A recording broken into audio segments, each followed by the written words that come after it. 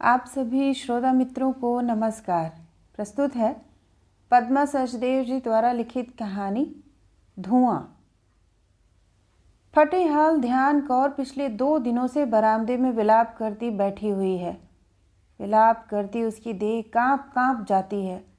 उसके हाथ में लोहे के 7 कड़े हैं। इनमें से कोई जमे हुए खून से भरा है, कोई जला हुआ है, किसी से पेट्रोल की बू आ रही है। सब कड़े धुएं से काले पड़ चुके हैं। उसकी कलाई पर ढीले होते ये कड़े कलाई से बाहर आना चाहते हैं। झुर्रियों से भरे उसके हाथ बार बार ऊपर उठते हैं तो कड़े उसकी कोहनी पर आकर रुक जाते हैं। ये 7 कड़े उसके 6 बेटों और पति के हैं। अब इन कड़ों से ही उनके होने का उसे एहसास होता है। वह बार बार अपनी डबडबाती आंखों से कड़ों को प्यार से सहलाती है और गिनती है। 1 2 3 4 5 6। दर्द और करुणा की मूर्तों की तरह उसकी 6 बहुएं उसके आसपास बैठी हैं। एक का तो भी चूड़ा भी मैला नहीं हुआ। वह सहमी हुई फाख्ता की तरह अपने घुटनों में सिर दिए बुत की तरह बैठी है। कोई आता है तो और सिकुड़ जाती है। भविष्य का द्वार कोई उसके भाग्य के मुंह पर बंद कर गया है।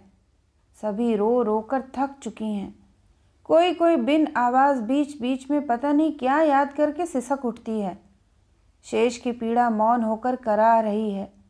सिर्फ ध्यान कौर बीच बीच में सिर पर हाथ मारकर चिल्ला उठती है, ओ बहन जी, मेरा करतार कब आएगा? यह कहकर वह अपने हाथों के कणों को सहलाती रहती है। उसकी इस गुहार का कोई उत्तर नहीं देता। यह गुहार उसके 7वें बेटे के लिए है जो बच गया है। गुहार से आंगन का माहौल कांप जाता है।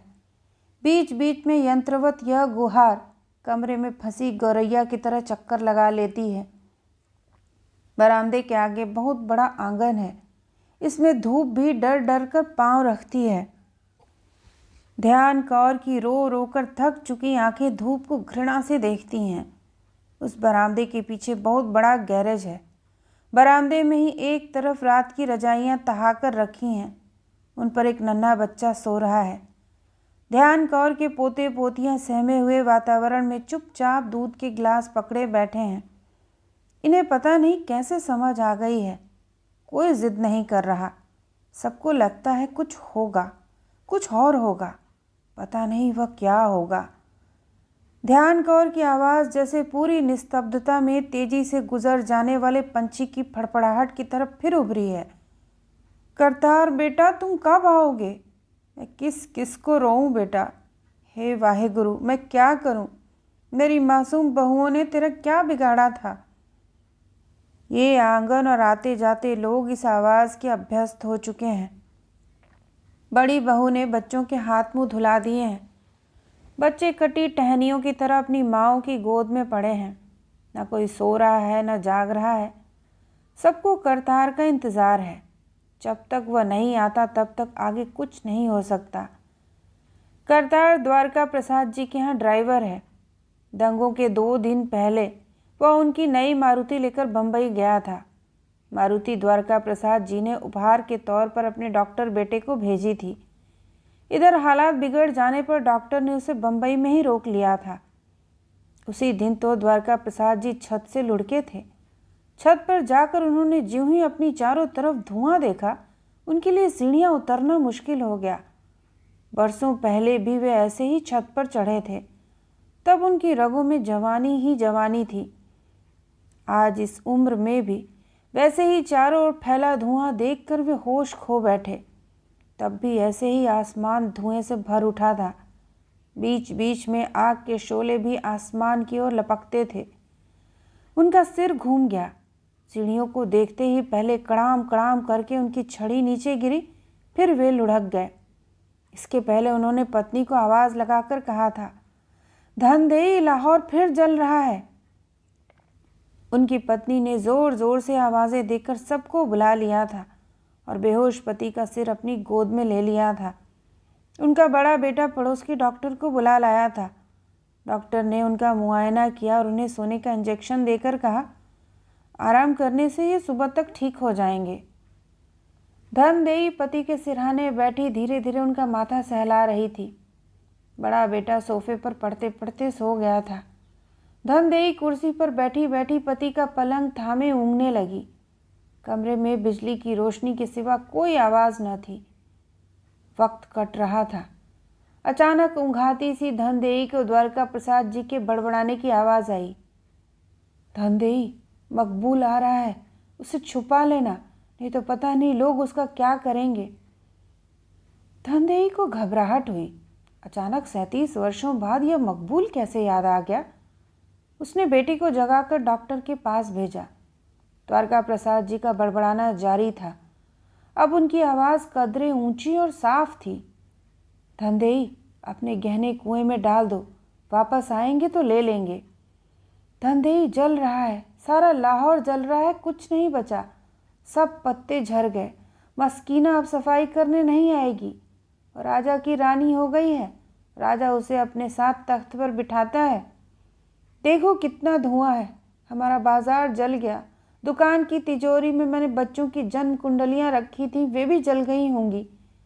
देखो तुम्हारा पुलिसिया भाई ट्रक लेकर आ रहा है, बैठ जाओ, सब बैठ जाओ। किसी को भेजो, मकबूल को बुला लाए, उसे मैं अपने साथ दिल्ली ले चलूँगा, मेरे सिवाय उसका कोई नहीं है। अचानक उनकी आवाज़ तेज़ हो गई। धनदेई, मकबूल मशाल लेकर आ रहा है, वो हमारा घर जला देगा। देखो धुआं, कितना धुआं, सब जल गया। तुम मकबूल को मूली वाले पराठे बांध देना, वह हमारे बाद क्या खाएगा। धनदेई उनके सिरहाने बैठी रो रही थी। अब तक डॉक्टर फिर आ गया था। डॉक्टर ने कहा, बाहर तो चोट नहीं दिखती, सवेरे अस्पताल ले जाएंगे, अभी एक और इंजेक्शन दे देते हैं। दूसरे दिन अस्पताल में द्वारका प्रसाद जी को होश आया। तब अपने इर्द गिर्द सबको खड़े देखकर उन्होंने पूछा, आप सब तो बच गए ना। धनदेई फुक्का फाड़ कर रो पड़ी। रोते रोते उसने कहा, काके के बाबूजी, कैसी बातें करते हो, यह लाहौर नहीं दिल्ली है, हम दिल्ली में हैं, अपने वतन में हैं। ये आपके बेटे हैं, ये बहुएं हैं। हमारा यहाँ बड़ा कारोबार है, भगवान की दया है, बंगला गाड़ी सब है। अचानक द्वारका प्रसाद जी बोले, मारुति लेकर करतार बम्बई गया था, वह आ गया क्या। शुक्र है बाबूजी होश में आ गए, धनदेई ने कहा। द्वारका जी की सवालिया निगाहें उसकी तरफ उठी हुई थीं। उसने अपनी खुशी से भर्राई आवाज़ में कहा, हाँ, करतार बम्बई गया है, उसे भगवान ने बचाना था, इसीलिए आपने उसे बम्बई भेज दिया। यह कहकर उसे अपनी भूल का एहसास हुआ। क्या यह उसे कहना चाहिए था, पर तीर तब तक छूट चुका था। धनदेई चुप लगा गई। द्वारका प्रसाद जी को पूरा होश आ चुका था। उन्होंने पूछा, और उसका परिवार। धनदेई ने धरती की ओर देखते हुए उत्तर दिया, उन सबको मैंने घर बुला लिया है। गैरेज वाला बरामदा और आंगन उन्हीं के पास है। गैरेज भी काफ़ी बड़ा है। धनदेई ने जोड़ा, जैसे पूरे हादसे की वह खुद जिम्मेदार हो। द्वारका जी दुख और कमजोरी से चुप्पी लगा गए, पर उनकी आंख की कोर बोल उठी। मन में कहीं कुछ तिड़का और यादों के द्वार खुल गए। उन्होंने फिर आंखें बंद करके करवट बदल ली। लाहौर शहर के वे चंदई दिन और सुरमई रातें, जब द्वारका प्रसाद जी और ध्यान कौर का पति संतोष सिंह द्वारकू और सख्खू थे। पतंगे उड़ाते, पेच लड़ाते, किसी भी गली या सड़क पर ज़रा सी गुत्ती खोद कर कंचे खेलते और रावी में नहाते थे। एक बार घर वालों की चोरी से दोनों बाहर जूता तांगा लेकर नहर पर नहाने गए थे। वे नहा रहे थे, तभी द्वारका जी के दादा ने दूसरे तांगे से आकर दोनों को नहर से निकालकर धुनाई की थी। वे ही दिन याद आ आकर आंखों के कोर से बहने लगे। दोनों साथ साथ जवान हुए। द्वारका जी कॉलेज जाने लगे और सख्खू के बाप ने उसे अपनी कुल्फ़ी की दुकान पर हाथ बटाने के लिए बिठा लिया। कॉलेज से आती बार द्वारका कुल्फ़ी खाकर न जाए, ऐसा हो न सकता था। अनारकली की चहल पहल में सुंदर लड़कियां दुकान पर कुल्फ़ी खाने आती। दोनों दोस्त तब तक एक साथ रहते। द्वारका जी को सब यूं याद आने लगा जैसे अभी अभी घटा हो। उन्होंने अपनी कोस से निरंतर बहते आंसू पोंछे। तकिया भीग चुका था। उन्होंने फिर करवट ली। पड़ोसियों की छत पर दो बच्चे बड़ी गंभीर समस्या में उलझे थे। उस दिन सक्कू ने दुकान के गल्ले से रुपए चुराए थे। दोनों ये समझ न पा रहे थे कि इनका क्या किया जाए। द्वारका ने कहा था, एक पोटली में बांधकर कोयलों की ढेरी में छुपा दो, धीरे धीरे खर्च करेंगे। कोयलों की ढेरी में से हाथ निकालते वक्त सक्कू का ढीला पड़ा जूड़ा खुल गया था। उसने दीवार पर हाथ की कालिक पोंछते हुए द्वारका से पूछा था, यार, मेरे बापू ने मुझे सरदार क्यों बना दिया? गुरुद्वारे में जाकर प्रसाद खाना तो बड़ा अच्छा लगता है, लेकिन जब बेबे बाल खींचकर जूड़ा कसकर बांध देती है तो बड़ा रोना आता है। देखो, बाल कसने से मेरे सिर पर कैसे दाने हो गए हैं। तब द्वारका ने बड़ी दानाई से कहा था, तुम तो जानते हो सुक्खा, तुम्हारी बेबे के बच्चे नहीं बचते थे। फिर उन्होंने अमृतसर जाकर मन्नत मांगी थी, अगर मेरा बच्चा बचा तो उसे गुरसिख बनाऊंगा। और तब से तेरे बापू ने खुद भी केश रख लिए। वो तो ठीक है यार, पर रामा और छोटे को तो सरदार नहीं बनाया, मैं और गुरिंदर ही क्यों? सक्कू कुछ झुंझलाहट से बोला था। द्वारका ने अपनी सोच का परिचय देते हुए कहा था, यार, उनका टर्न नहीं आया, एक लड़का सिख और एक हिंदू बनाते हैं। अब तुम ही पहले बच्चे बचे थे तो वे भी क्या करते? सुक्खे ने खुश होकर कहा था, फिर तो मेरी शादी भी सरदारों के घर में ही होगी। हाँ, वह तो है, तेरी बारात में पगड़ी पहनकर जाऊंगा। सुक्खे को पगड़ी सुनकर ताव आ गया था। बड़ी शान से बोला था, मर्द की शान तो पगड़ी से ही होती है। हाँ, वह तो है। यह कहकर दोनों अपनी दानाई पर मुग्ध होकर हंस पड़े थे। इतने बरसों बाद यह बातचीत याद करके द्वारिका प्रसाद जी मुस्करा दिए। धनदेई जो उन्हें देख रही थी घबरा उठी। उसने अपने बड़े बेटे की तरफ देखा। यह उसका मित्र भी था। उसकी आंख से आंसू बहने लगे। एक आंसू पति के हाथ पर गिरा। द्वारका जी ने आंखें खोल दी और कहा, धनदेई, अब मैं ठीक हूँ, पर क्या तुम लोग सचमुच मेरे दोस्त और उसके बेटों को नहीं बचा सके? धनदेई ने एक बार फिर शर्म से सिर झुका लिया। उसका बड़ा बेटा बोला, बाबूजी, जब हम वहाँ पहुँचे तो दंगाइयों ने सब जला डाला था। मौसी और उसकी बहुएं बच्चों के साथ सड़क पर एक तरफ स्तब्ध बैठी थीं। तभी कहीं से हो हल्ला सुनाई दिया था। मैंने सबको वैन में ठूस लिया। उनके घर से धुआं उठ रहा था। बीच बीच में आग के शोले भी निकल रहे थे। मैं उस तरफ जाने लगा, पर मौसी ने रोककर कहा था, वहाँ कुछ नहीं बचा बेटा, चिताओं को जलने दो। तब तक सब खत्म हो चुका था। द्वारका प्रसाद ने एक आह ली। संतोष सिंह, पाकिस्तान से तो मैं तुम्हें बचा लाया, पर यहाँ न बचा सका। अगर मेरा साला पुलिस में न होता तो हम में से तब कोई भी न बच सकता था। पर तुम फिक्र न करना, अभी द्वारका जिंदा है, तुम्हारे बाल बच्चों को भूखा न मरने दूंगा। द्वारका जी से बात करने की हिम्मत अब किसी में न थी। थोड़ी देर में वे आंखें खोले शून्य में देखते रहे, फिर ऊँघ आ गई। बड़े बेटे ने माँ से कहा, अम्मा, तुम घर जाओ, देखो मौसी अगर थोड़ा दूध ही पी लें, आज तीसरा दिन है। धनदेई ने पूछा, करतार कब आएगा? शायद आज ही। मैंने विनोद को बम्बई फ़ोन कर दिया है, वह उसे हवाई जहाज़ से भेजेगा। मैं उससे फ़ोन करके पूछ लूँगा और करतार को हवाई अड्डे से घर ले आऊँगा। ठीक है, चलो, करतार आ जाए तो हरिद्वार चला जाए। जो थोड़ी बहुत राख होगी वो प्रवाहित कर आएगा। जो भगवान की इच्छा बेटा, माँ ने कहा। मुझे तो जगतार की नई बहू पर रहम आता है। 2 महीने पहले ही तो ब्याह हुआ था, वो तो सिल पत्थर हो गई है। चलो अम्मा, मैं भी बम्बई फ़ोन करूँगा। तुम नहा धोकर फिर अस्पताल आ जाना, छोटा तो यहाँ है ही। माँ ने बेटे के कंधे पर हाथ रखा, मानो अपनी बात कहने के लिए सहारा ढूंढ रही हो। फिर वह सरगोशी में बोली, चलो बेटा, पर अपने घर में जाते हुए मुझे बड़ा डर लगता है। आंगन में जैसे शमशान उतर आया है। 7 विधवाओं को देखकर घबरा जाती हूँ मैं। मुझे तो अभी तक यकीन नहीं आ रहा। इसके बाद घर तक कोई न बोला। सड़कें सुनसान थीं। कहीं कहीं पुलिस की जीपें और ट्रक। हवा में अजीब तरह की दहशत थी।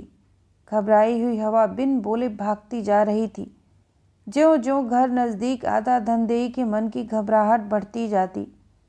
उसने सोचा, इस पहाड़ जैसे दुख के आगे मेरी हौसला देने की दलीलें राई की तरह लुढ़क जाएंगी। घर पहुंचकर वह सीधी ध्यान कौर के पास गई। उसी तरह निढाल ध्यान कौर अपनी बहुओं के आगे बैठी थी। एक बहू उसके कंधे दबा रही थी। धनदेई को देखते ध्यान कौर ने पूछा, कब आएगा? आज ही आ रहा है, अभी हवाई अड्डे पर जाएंगे। ध्यान कौर को लगा कि उसका बेटा सामने आकर खड़ा हो गया है। उसका रोने का गुबार फिर फूट पड़ा। अपनी कमज़ोर आवाज़ में उसने फिर बैन पाने शुरू किए। कंधा दबाती बहू के हाथ परे कर दिए। क्या जवाब दूंगी बेटा? अपनी माँ से यह नहीं पूछना कि तुम्हारे माँ जाए भाई कहाँ गए। अपने भाभियों के सिर नंगे मत देखना। मेरा तो घर शमशान हो गया। धनदेई ने उसका हाथ पकड़कर कहा, बहन हौसला कर, इनको देख, ये भी तेरे बच्चे हैं। उसकी बात को अनसुनी करके ध्यान कौर बोलती जा रही थी, सबको हरिद्वार भेजना है। एक मेरा ससुर मरा था तो सारा घर हरिद्वार गया था।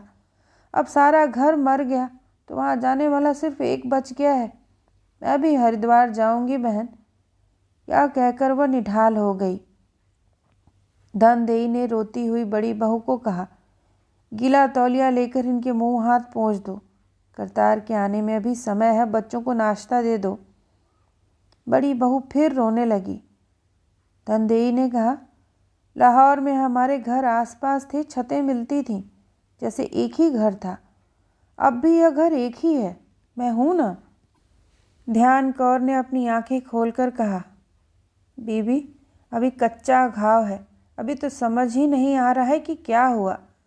मैं रोज़ रोज़ 6 विधवाएं घर बैठी देखूंगी तो कितने दिन निकालूंगी। धनदेई ने कहा, आज तीसरा दिन है, तुमने मुंह में पानी भी नहीं डाला। क्या न खाने पीने से वे आ जाएंगे?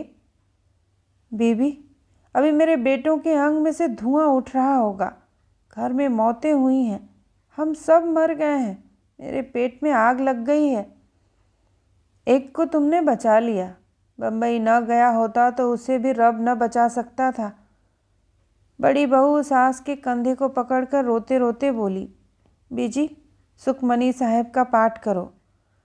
तुम करो सुखमनी साहब का पाठ, मेरा तो भरोसा उठ गया।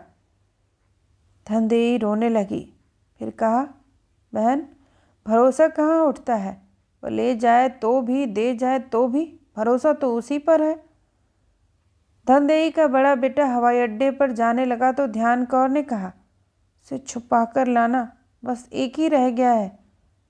सब रोने लगे। हवाई अड्डे पर सुबोध ड्राइवर के साथ खड़ा था। बम्बई से आने वाली सभी सवारियां निकल चुकी थीं। करतार की लहरिएदार पाग कहीं भी नज़र नहीं आ रही थी। सुबोध परेशान था। सुबह फ़ोन पर इसी फ्लाइट का नंबर तो दिया था, फिर क्या हुआ? उसने ड्राइवर को फिर इधर उधर देखने को कहा। इक्का दुक्का मुसाफिर ट्रॉलियां खाली कर रहे थे। करतार कहीं नहीं था। ड्राइवर फिर वापस आ गया था।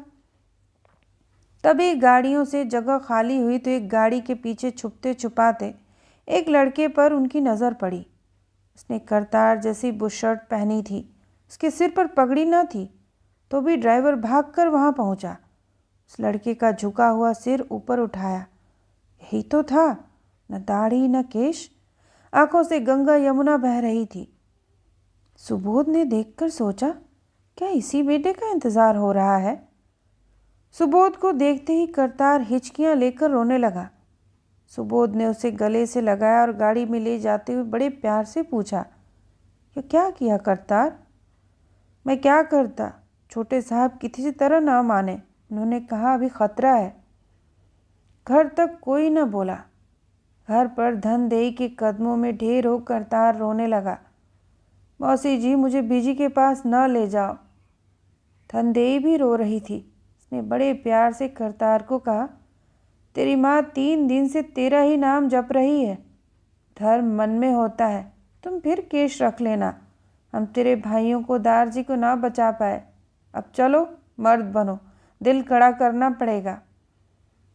करतार ने रोते हुए कहा, माँ को क्या मुंह दिखाऊं, अभी क्यों न मर गया। धनदेई उसे सहारा लेकर आंगन में ले गई। उसे देखते ही आंगन में से फिर धुआं उठने लगा। चुप हुआ आसमान रोने लगा। उसकी भाभियों को लगा जैसे अभी उनके पतियों की मौत हुई है। ध्यान कौर के आगे करतार एक अभियुक्त की तरह खड़ा था। ध्यान कौर अपनी मिचमिची आंखों से अपने जिंदा बेटे को देखने का यत्न कर रही थी। उसकी अवाक आंखें किसी जले हुए द्वार की तरह खुली हुई थीं। तो यह थी पद्मा सचदेव जी द्वारा लिखित कहानी धुआं। सुनने के लिए आप सभी का धन्यवाद।